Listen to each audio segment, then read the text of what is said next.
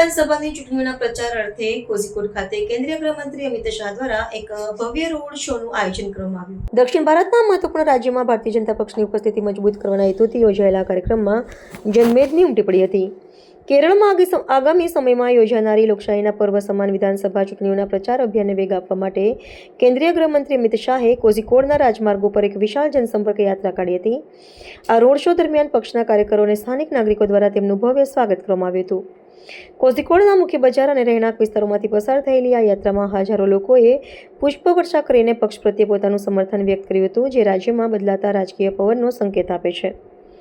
આ રાજકીય ગતિવિધિનું વિશ્લેષણ કરતા જણાય છે કે ભારતીય જનતા પક્ષ કેરળમાં અત્યાર સુધી પ્રવર્તતા દ્વિધ્રુવીય રાજકારણને તોડીને ત્રીજા મજબૂત વિકલ્પ તરીકે ઉભરવા માંગે છે। ગૃહમંત્રીએ પોતાના સંબોધન વિનાની આ મૌન પરંતુ પ્રભાવશાળી યાત્રા દ્વારા મતદારોને પક્ષની શક્તિનો પરિચય કરાવ્યો હતો। કેરળના પ્રદેશમાં ભાજપ દ્વારા વિકાસ અને રાષ્ટ્રવાદના મુદ્દાઓને પ્રાધાન્ય આપીને લઘુમતી અને બહુમતી સમુદાયો વચ્ચે સંતુલન સાધવાનો પ્રયાસ કરવામાં આવી રહ્યો છે। આ ભવ્ય આયોજનથી પક્ષના પાયાના કાર્યક્રમમાં નવો ઉત્સાહ સંચર્યો છે, જે ચૂંટણી પરિણામો પર નિર્ણાયક અસર પાડી શકે છે।